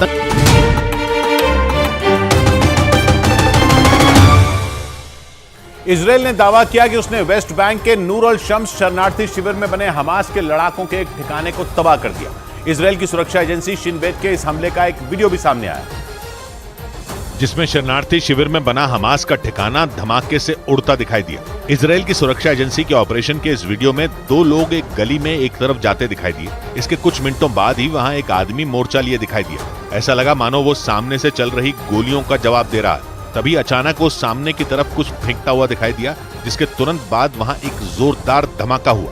धमाके के बाद वहां आग के साथ धुआं फैल गया। इजराइल की सुरक्षा एजेंसी ने दावा किया कि नूर अल शम्स शरणार्थी शिविर में बने हमास के ठिकाने को तबाह करने के बाद एक लड़ाके को पकड़ लिया गया, जबकि कई लड़ाके मारे गए। बड़ी खबर है गाजा से। वहां इजराइल की फौज ने एक ही दिन में हमास को 2 बड़ी चोट देने का दावा किया। हमास के खात्मे के लिए इजराइल लगातार गाजा पर बमबारी कर रहा है, लेकिन इजराइल की मीडिया ने दावा किया कि वहां की सेना ने हवाई हमलों में हमास के 2 कमांडरों को मार गिराया। यानी एक ही दिन में हमास को 2 बड़े झटके दे दिए। खबर है हमास के दिन जिन 2 कमांडरों को ढेर किया गया, उनमें हमास की इकलौती महिला कमांडर भी शामिल थी, जिसे इजराइल की सेना ने जंग के 13वें दिन मार गिराने का दावा किया। इजराइल के अखबार द टाइम्स ऑफ इजराइल के मुताबिक वहां की सेना ने गाजा में हमास के ठिकानों पर एयर स्ट्राइक के दौरान उस महिला कमांडर को ढेर कर दिया। और फिलिस्तीन के एक समाज सेवी ने भी सोशल मीडिया पर जमीला अल शंती नाम के हमास की उस कमांडर की मौत की पुष्टि की। हालांकि उन्होंने ये नहीं बताया कि इजराइल की सेना ने जमीला को ठिकाने लगाने के लिए गाजा के किस इलाके में एयर स्ट्राइक की। द टाइम्स ऑफ इजराइल के मुताबिक 68 साल की जमीला अल शंती हमास के सह संस्थापक अब्दुल अजीज अल रंतीसी की पत्नी थी। उसके पति की साल 2004 में इजराइल के एक हवाई हमले में मौत हो गई थी और पति की मौत के 2 साल बाद जमीला अल शंती हमास से जुड़ी, जिसके बाद गाजा में साल 2006 में हुए चुनाव में उसे भारी मतों से जीत मिली थी। जमीला अल शंती साल 2021 में हमास के पोलित ब्यूरो की पहली महिला सदस्य के तौर पर चुनी गई थी। और इतना ही नहीं, जमीला अल शंती ने ही हमास के महिला संगठन की भी स्थापना की, जिसके बाद ही चरमपंथी संगठन हमास अपने साथ भारी संख्या में महिलाओं को भी जोड़ पाया और इसकी वजह से हमास की ताकत में काफी इजाफा हुआ। द टाइम्स ऑफ इजराइल के मुताबिक जमीला अल शंती हमास के महिला संगठन की प्रमुख और हमास की इकलौती महिला कमांडर थी। यानी हमास की महिला ब्रिगेड की पूरी जिम्मेदारी उसी पर थी। इजराइल की खुफिया एजेंसी मोसाद के मुताबिक जमीला अल शंती उन लोगों में शामिल थी जिन्होंने 7 अक्टूबर को इजराइल को दहलाने वाले हमले की साजिश रची थी। उस भयानक हमले के बाद से ही इजराइल की सेना हमास की उस कमांडर की तलाश में जुटी थी और इजराइल की सेना ने हमास की महिला कमांडर जमीला अल शंती को ढेर कर दिया। इसके अलावा जंग के 13वें दिन इजराइल ने हमास के एक और बड़ा झटका दिया। इजराइल के अखबार द टाइम्स ऑफ इजराइल के मुताबिक हमास के जिहाद महसन नाम के कमांडर को भी मार गिराया गया और दावा किया गया कि जिहाद महसन को इजराइल की सेना ने हवाई हमले में ढेर कर दिया। द टाइम्स ऑफ इजराइल के मुताबिक हमास के इस कमांडर को गाजा के शेख रिदवान इलाके में मारा गया। दावा किया गया कि इजराइल की सेना ने वहां जिहाद महसन के घर पर जोरदार एयर स्ट्राइक की, जिसमें उसका घर पूरी तरह बर्बाद हो गया। खबर है कि इजराइल के इस हमले में हमास के कमांडर जिहाद महसन के साथ उसके परिवार के कई सदस्यों की भी मौत हो गई। द टाइम्स ऑफ इजराइल के मुताबिक 7 अक्टूबर को इजराइल पर हुए भयानक हमले के बाद से ही जिहाद महसन इजराइल की सेना के रडार पर था, लेकिन दावा किया गया कि इजराइल के हमलों से बचने के लिए वो अपने परिवार को ढाल की तरह इस्तेमाल कर रहा था। लेकिन इजराइल की सेना ने जोरदार हवाई हमले में हमास के उस कमांडर का अंत करने का दावा किया। द टाइम्स ऑफ इजराइल के मुताबिक इजराइल की सेना ने 7 अक्टूबर को हुए हमले के बाद हमास के कमांडरों की एक लिस्ट जारी की, जिसमें हमास के वो नेता और कमांडर शामिल किए गए हैं जिन्होंने कई साल से इजराइल की नाक में दम कर रखा है। इसके अलावा इस लिस्ट में उन लोगों के नाम भी हैं जो 7 अक्टूबर को किए गए हमले की साजिश में शामिल हैं। द टाइम्स ऑफ इजराइल के मुताबिक हमास के कमांडरों और नेताओं की वो लिस्ट इजराइल की सेना और खुफिया एजेंसी मोसाद ने मिलकर तैयार की है और दावा किया गया कि उस लिस्ट में जिन लोगों के नाम शामिल हैं उनके खात्मे के बाद हमास का नामो निशान मिट जाएगा। द टाइम्स ऑफ इजराइल के मुताबिक इजराइल की सेना अपनी उस हिट लिस्ट में शामिल हमास के कमांडरों का चुन कर सफाया करने में जुटी हुई है और इसीलिए गाजा में हमास के ठिकानों पर इजराइल की ओर से एक से बढ़कर एक हवाई हमले किए जा रहे हैं। इजराइल के मीडिया के मुताबिक वहां की सेना पिछले 13 दिन में हमास को कई बड़े जख्म दे चुकी है, जिनमें हमास के सैकड़ों ठिकानों को मिट्टी में मिलाने के साथ ही उसके कई कमांडरों को मार गिराने का दावा किया गया। इजराइल के मीडिया के मुताबिक इजराइल की सेना ने 2 रोज पहले भी एक जबरदस्त हवाई हमले में अयमान नोफल नाम के हमास कमांडर को ढेर कर दिया था। अयमान नोफल हमास की उस यूनिट का कमांडर था जो नए लड़कों की भर्ती के साथ ही उन्हें ट्रेनिंग भी देती है। इजराइल के मीडिया के मुताबिक बीते 13 दिन में हमास के 10 कमांडरों और नेताओं को इजराइल की सेना ठिकाने लगा चुकी है, जिनमें उसामा मजीनी, अयमान यूनिस, अयमान नोफल, मुराद अबू मुराद, बिलाल अल कद्र, अली कादी, मोहम्मद अब्दुल्ला, अकरम हिजाजी, जमीला अल शांति और जिहाद महसिन के नाम शामिल हैं। और इन सब के बीच बाइडेन के इजराइल दौरे के एक रोज बाद ब्रिटेन के प्रधानमंत्री ऋषि सुनक भी इजराइल पहुंच गए। इस दौरान ऋषि सुनक ने जंग में इजराइल का साथ देने का वादा किया और हमास को दुनिया के लिए खतरा बताया। यानी हमास के खात्मे के लिए अमेरिका के बाद ब्रिटेन भी इजराइल की मदद करेगा। यही नहीं, ब्रिटेन के प्रधानमंत्री ऋषि सुनक ने हमास को चेतावनी दे डाली कि अगर उसने बंधक बनाए गए लोगों को नहीं छोड़ा तो उस पर ऐसा हमला होगा जिसे वो कभी भुला नहीं पाएगा। हमास ने जब 7 अक्टूबर को इजराइल पर हमला किया था तब उसने ब्रिटेन के भी 7 से ज्यादा लोगों की हत्या कर दी थी और 9 लोगों को बंधक बना लिया था। ऋषि सुनक ने साफ कर दिया कि वो दोस्त इजराइल के साथ हर तरीके से खड़ा है और जरूरी मदद भेजता रहेगा। एक रोज पहले बाइडेन भी इजराइल दौरे पर आए थे, जहां उन्होंने जंग में इजराइल की मदद करने का वादा किया था। उधर हमास को आतंकी संगठन न कहने पर इजराइल ने ब्रिटेन के प्रधानमंत्री ऋषि सुनक से मीडिया संस्थान बीबीसी की शिकायत कर दी। इजराइल ने बीबीसी पर एक तरफा रिपोर्टिंग करने का आरोप लगाया और ब्रिटेन के प्रधानमंत्री के सामने ये मुद्दा उठाया। हालांकि इस मुद्दे पर बीबीसी की तरफ से सफाई भी आई, जिसमें बताया गया कि वो किसी भी आतंकी संगठन को चरमपंथी संगठन लिखता है। इधर रूस के बाद अब चीन इजराइल और हमास की जंग में मध्यस्थता करने की कोशिश में जुट गया। चीन के राष्ट्रपति ने हमास और इजराइल से शांति बरतने की अपील की। हमास के हमले के बाद से बौखलाया इजराइल लगातार गाजा पर भीषण बमबारी कर रहा है और इस जंग में 4300 से ज्यादा लोगों की मौत हो चुकी है, जो आगे और ज्यादा बढ़ सकती है क्योंकि इजराइल मिसाइल और रॉकेट से लगातार गाजा पर हमले कर रहा है। यही नहीं, इजराइल के 1 लाख से ज्यादा सैनिक गाजा को घेर कर खड़े हैं और वो हमले के लिए इजराइल के प्रधानमंत्री बेंजामिन नेतन्याहू के इशारे का इंतजार कर रहे हैं। लेकिन चीन इस जंग को रुकवाकर पश्चिम एशिया में ताकत बनकर उभरना चाहता है, इसलिए वो इजराइल और हमास के बीच मध्यस्थता कराने में जुट गया। चीन के राष्ट्रपति शी जिनपिंग ने इजराइल और हमास के बीच हो रही जंग पर बीजिंग में एक बैठक की, जहां उन्होंने इजराइल और हमास से हमले रोकने की अपील की। इस दौरान उन्होंने दोनों के बीच समझौता कराने का ऑफर भी दे दिया। इस बीच जापान और यूएई ने मिलकर इजराइल और हमास के बीच जारी जंग को जल्द खत्म करने की अपील की। इसके साथ ही दोनों देशों ने गाजा से लोगों को सुरक्षित निकालने के लिए रास्ता देने की भी मांग की और दोनों देशों ने पूरी दुनिया से ये अपील की कि वो बातचीत के जरिए इस जंग को खत्म कराएं। अबू धाबी में यूएई के राष्ट्रपति शेख मोहम्मद बिन जायद और जापान के प्रधानमंत्री फुमियो किशिदा ने इजराइल हमास जंग के मुद्दे पर यह चर्चा की। उधर रूस यूक्रेन जंग में बड़ी भूमिका में दिखे इलॉन मस्क से जुड़ी एक बड़ी खबर इजराइल से भी है।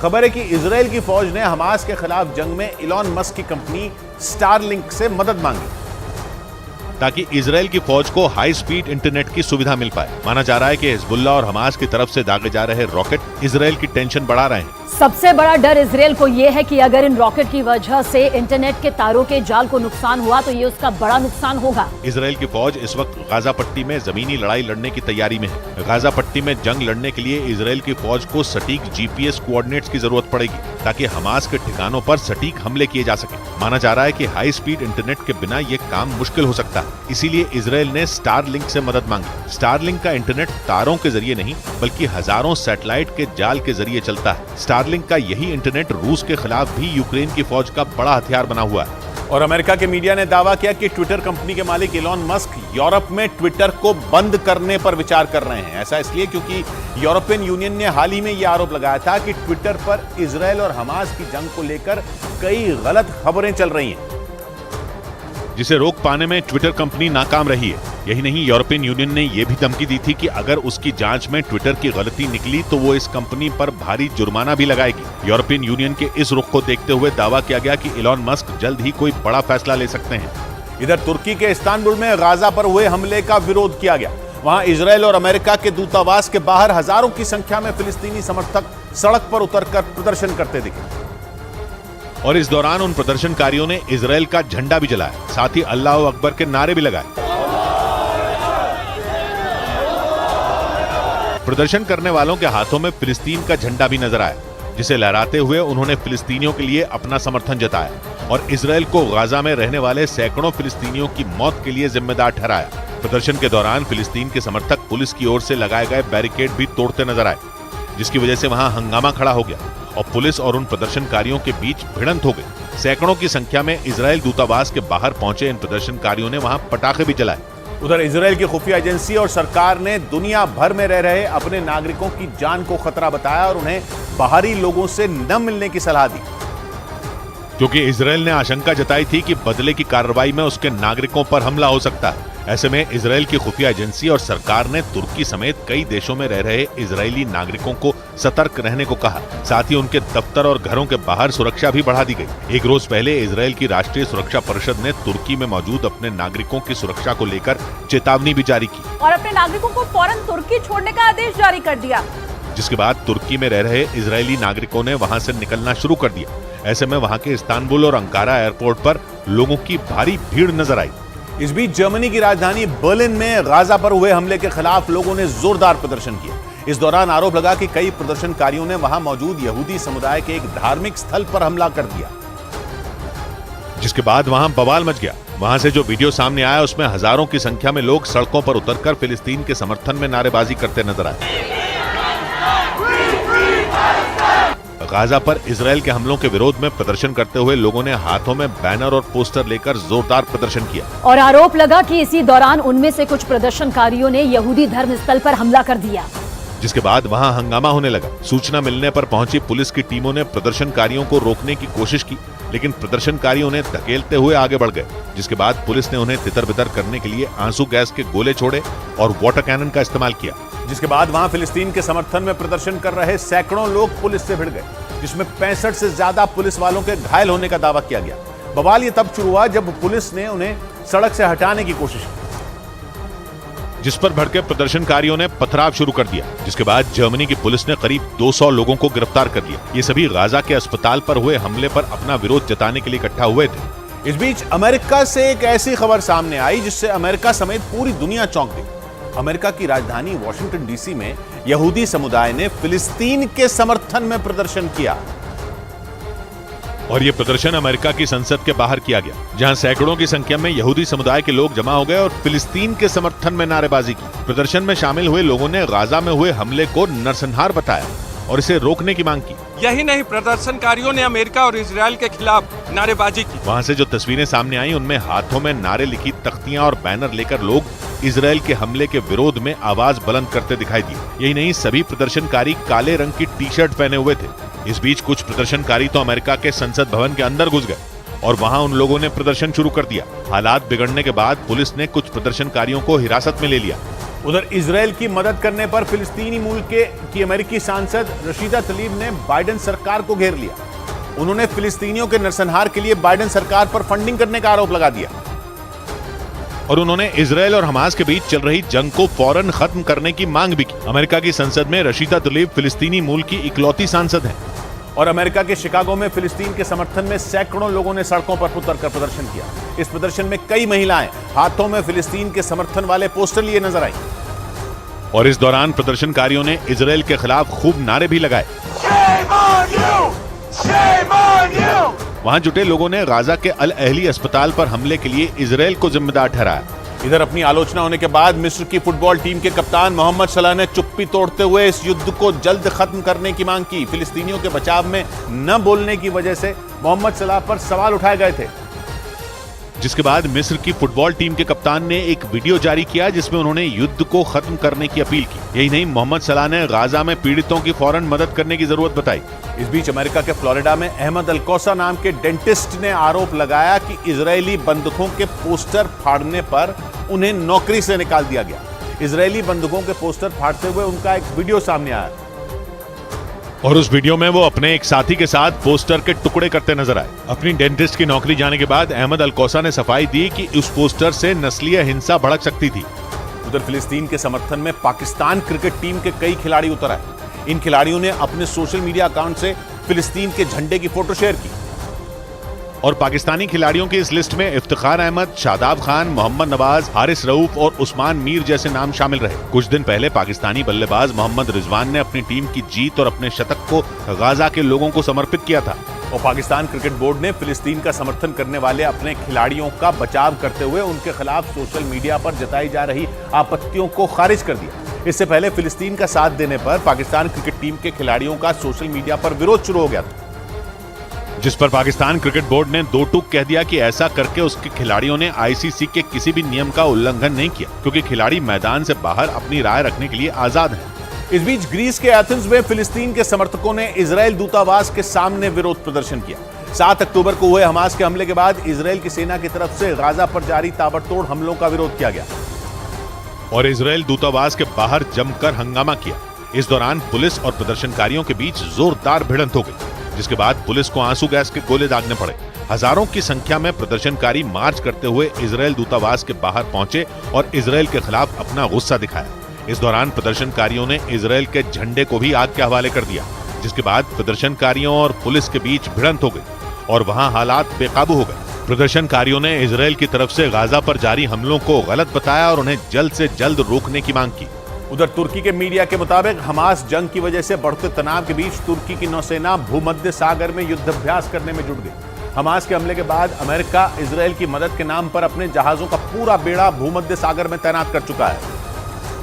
लेकिन इन सब के बीच तुर्की की नौसेना ने समंदर के उसी इलाके में युद्धाभ्यास शुरू कर दिया। तुर्की के मीडिया के मुताबिक अपने इस कदम से उसने अमेरिका को यह चेतावनी भी दे दी कि अगर वो इस जंग में उतरा तो तुर्की भी ईरान के समर्थन में उसके खिलाफ जंग छेड़ देगा। हालांकि तुर्की नेटो का सदस्य है और इस सैन्य संगठन की अगुवाई अमेरिका ही करता है, लेकिन इजरायल पर हमास के हमले के बाद पूरी कहानी ही उलट गई। क्योंकि तुर्की एक मुस्लिम देश है और जंग की शुरुआत से ही वो फिलिस्तीन के समर्थन में खड़ा है। और माना जा रहा है कि जैसे ही अमेरिका ने इजरायल की मदद के लिए समंदर में युद्धपोत उतारे तो तुर्की ने भी मिलिट्री ड्रिल शुरू कर दी। इधर शुरुआती गिरावट के बाद सेंसेक्स और निफ्टी नीचे से सुधर कर बंद हुए। इस दौरान मिड कैप और स्मॉल कैप शेयरों की फ्लैट क्लोजिंग हुई। हालांकि ऑटो और एफएमसीजी सेक्टर के शेयरों में खरीदारी देखी गई, लेकिन मेटल, एनर्जी और रियल्टी के शेयरों पर दबाव रहा, जिससे बॉम्बे स्टॉक एक्सचेंज का सेंसेक्स 247 अंक गिरकर 65,629 पर बंद हुआ, जबकि निफ्टी 46 अंकों की गिरावट के साथ 19,624 के स्तर पर बंद हुआ। और शेयर बाजार की खबर तो आपको कई जगह मिल जाएगी, लेकिन शेयर बाजार का एक्सपर्ट आपको बनाएगा सिर्फ मनी कंट्रोल प्रो। इस बीच चॉकलेट समेत कई दूसरे प्रोडक्ट बनाने वाली दुनिया की बड़ी कंपनी नेस्ले ने इजरायल में अपना कारोबार अस्थायी तौर पर बंद करने का ऐलान कर दिया। हमास और इजरायल के बीच जारी जंग को देखते हुए कंपनी ने यह फैसला लिया और कंपनी के मुताबिक वो अपने कर्मचारियों की सुरक्षा को लेकर कोई खतरा मोल नहीं लेना चाहती। नेस्ले से पहले कुछ और अंतर्राष्ट्रीय कंपनियां भी इजरायल में अपना कारोबार अस्थायी तौर पर बंद कर चुकी हैं। और इधर इजरायल और हमास की जंग में पाकिस्तान ने भी एंट्री ले ली। पाकिस्तान के पूर्व प्रधानमंत्री नवाज शरीफ के दामाद ने इजरायल को परमाणु हमले की चेतावनी दे डाली।